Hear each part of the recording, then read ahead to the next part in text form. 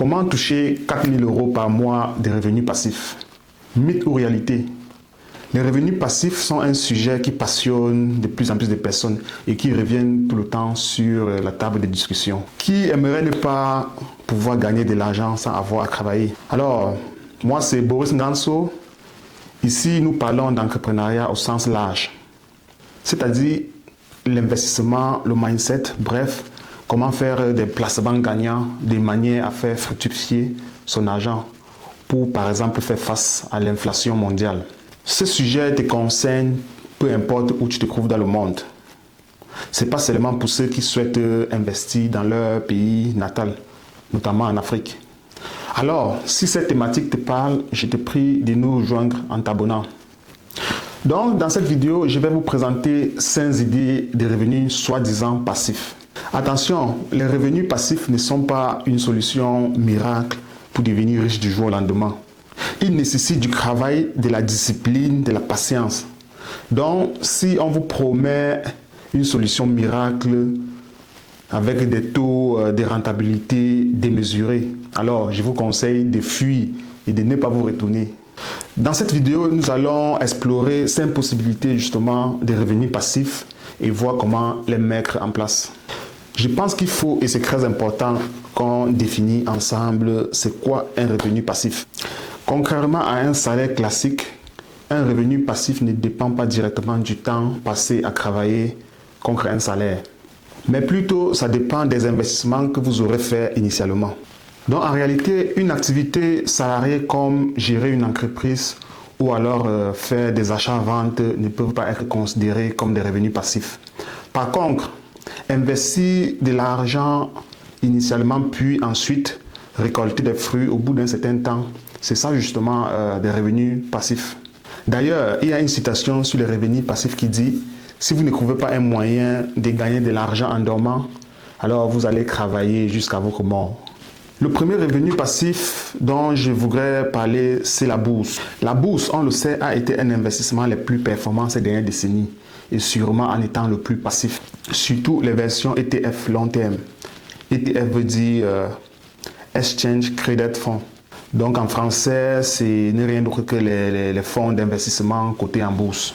Les ETF sont les paniers d'actions diversifiés que vous pouvez acheter en un seul clic sur les marchés financiers. Par exemple, un ETF comme MSCI World va vous permettre d'investir sur environ 1600 entreprises des 23 pays les plus développés au monde. Donc, ce ETF vous permet d'investir sur plusieurs zones géographiques et vous permet justement de répartir votre argent sur 1600 entreprises. Et ceci se fait en quelques clics sur votre compte d'investissement. Au passage, depuis sa création dans les années 70, MSCI World affiche une performance de plus de 10%. Donc, si vous aviez investi à sa création 10 000 €, c'est qu'aujourd'hui, votre investissement vous vaut environ 1 million d'euros. Donc, en résumé, la bourse vous donne la possibilité d'investir votre économie sur le marché réel en devenant copropriété des entreprises de renom comme Airbus, Google et bien d'autres entreprises stables. Il faut noter qu'auparavant, la bourse était quand même assez inaccessible aux commandes des mortels. Mais aujourd'hui, les produits comme les ETF vous permettent d'investir vos épargnes très facilement. La bourse est pour moi l'un des piliers majeurs d'investissement. C'est un investissement le plus performant. Deuxième idée, les finances décentralisées, qu'on appelle souvent DeFi. La finance décentralisée est une forme d'investissement où on va prêter son argent sur les pools de liquidité, donc sur des crypto-monnaies tout court. Attention, c'est un écosystème qui est en constante évolution, donc évolue très rapidement. Donc il faut être très à jour sur ce qui se passe. On a vu par exemple des protocoles qui versaient environ 20% de revenus sur des stablecoins et qui se sont effondrés du jour au lendemain parce qu'ils n'avaient plus assez d'argent pour rémunérer leur rendement. En réalité, si vous ne comprenez pas les sous-jacents de cet écosystème, vous pouvez rapidement perdre de l'argent et prendre des risques considérés. En termes d'accessibilité, on peut se lancer sur des plateformes comme Binance ou alors Crypto.com avec environ 10 à 100 €. Donc au final, sur cette activité, il faut vraiment être à jour de la technologie et éviter des promesses fallacieuses. Parce que ici, les revenus sont très corrélés au Bitcoin qui est aussi assez volatile sur le marché. Alors, comme troisième idée, nous allons parler de l'immobilier physique.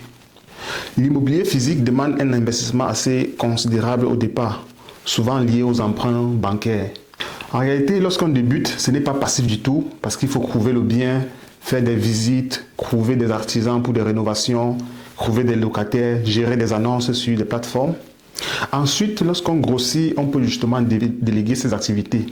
Et en termes de revenus, lorsque c'est bien géré, ça peut couvrir toutes nos charges. Et dans ce business, je pense qu'il faut prendre en compte l'enrichissement de talent et le placement de capitaux, c'est-à-dire le remboursement de toutes les charges associées à son bien immobilier par les locataires. Ceci est très important. Quand c'est un bien propre de consommation, c'est une dépense supplémentaire. Mais lorsque le bien immobilier est destiné à la location, c'est là où ça devient très intéressant. Quatrième idée, c'est la création des contenus sur des réseaux sociaux comme Instagram, Facebook, YouTube, TikTok. En réalité, c'est une forme d'entrepreneuriat. En publiant des contenus sur cette plateforme, vous créez une audience et ce qui a de la valeur. Cette audience te permet justement de gagner de l'argent grâce aux vues générées, mais elle constitue également un pilier sur le plan de vue du marketing ou alors si vous devez vendre des services en ligne. Donc le plus important dans ça, je pense que les contenus que vous créez aujourd'hui peuvent vous permettre à générer de l'argent sur une très longue durée sans efforts supplémentaires. YouTube est pour moi clairement le favori et la plateforme qui rémunère le plus. C'est d'ailleurs là que j'ai également des chaînes qui produisent justement des revenus passifs. Et croyez-moi, YouTube peut littéralement changer la vie de tout un chacun. Alors les amis, la cinquième idée, c'est l'affiliation. L'affiliation consiste à recommander des services ou des produits via un lien unique. À chaque vente ou action générée avec ces liens, vous touchez directement une commission. Alors, ce modèle est très utilisé sur les comptes YouTube, Instagram et même TikTok. On observe aujourd'hui beaucoup qui font de l'affiliation, par exemple sur la plateforme de Temu. Ils font des placements de produits Temu via les codes promo. C'est très intéressant lorsqu'on s'y prend bien et lorsqu'on organise aussi un marketing qui peut toucher une grande partie de la population. Donc, une fois le contenu bien référé, il peut générer des revenus sur le long terme, vraiment sans plus aucune intervention supplémentaire. C'est pourquoi l'affiliation aujourd'hui est considérée comme un revenu passif très populaire, surtout à l'ère du marketing digital. En résumé, l'investissement demande beaucoup d'analyse. Si vous avez de l'épargne que vous n'investissez pas, je pense que vous passez à côté de beaucoup d'opportunités. J'espère que cette vidéo vous a plu. N'hésitez pas à le dire en commentaire. Et surtout, abonnez-vous pour ne rien rater sur vos finances et vos investissements. C'était Boris Nganso. On se dit à la prochaine.